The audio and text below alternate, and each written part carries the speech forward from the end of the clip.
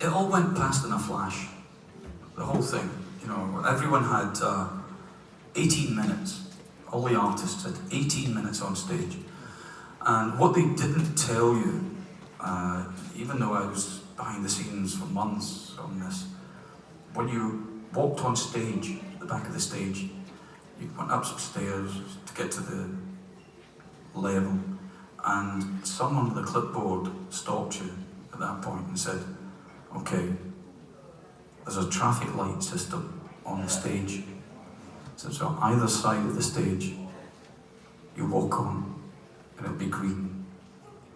At 16 minutes, it goes amber. You won't see it turn red because the power goes off. And it was true. And nobody went over time because no one wanted the plug to be pulled from the billions of people. So stuff like that, because basically we're all old tarts. You know, you get a bunch of musicians on a stage and say you've got 18 minutes. By the time the 17th minute kicks in, you're enjoying yourself.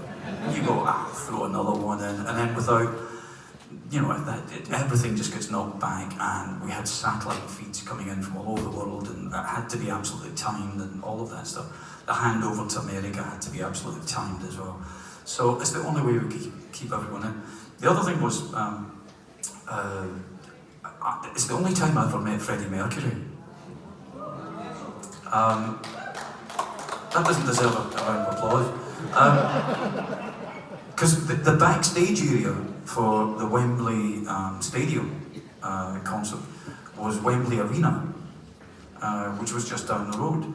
So there were so many artists involved that we all had to be ferried back and forth in little minibuses.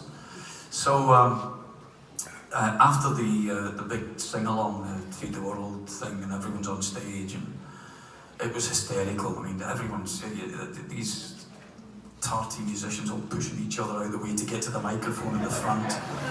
You know, and as you came off stage, some huge beast of a man scooped up an armful of rock stars and took you and put you in a minibus, thing to take you back to the backstage area. And the first thing you do, and this is without a word of a lie, the first thing you do when you're in a situation like that, everyone's calming down, you've got no idea who you're in there with. So you have a quick look round to see who's there and see how famous they are, just in case the bus crashes. To see if you're going to get the headline or someone else is going to get the headline. So I looked round, there was the guys from Status Quo, who were the funniest people in the world. They were just, you know, Rick Parfitt and Francis Rossi. And it all went quiet in the bus because everyone's just elated, and we're all starting to kind of come down and just realise what we managed to pull off. And it all went very quiet, and one of them turned round to the other one and said, I don't get it. He said, well, what don't you get? I said, why were we singing Feed the Welsh? Which kind of got us in the right place, you know, it was good. So we get back to the backstage area and I get changed, and I'm walking down the corridor of Wembley Arena.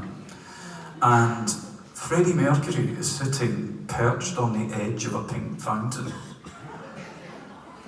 This could be my imagination. And there he was, and I think it's Freddie Mercury. I've never met Freddie, I've met all the other guys, I've never met Freddie. And he sees me coming down the corridor and he's, darling, come here, darling, come here. So I go down and it's Freddie and we shake hands and he's saying, isn't this wonderful, what a wonderful event, darling, isn't this great? And like 3 or 4 minutes into the conversation, he's still got my hand. And he's not letting go. Was Mercury rising somewhere? And then he blew it all by saying, you're that lovely boy from the Boomtown Rats, aren't you?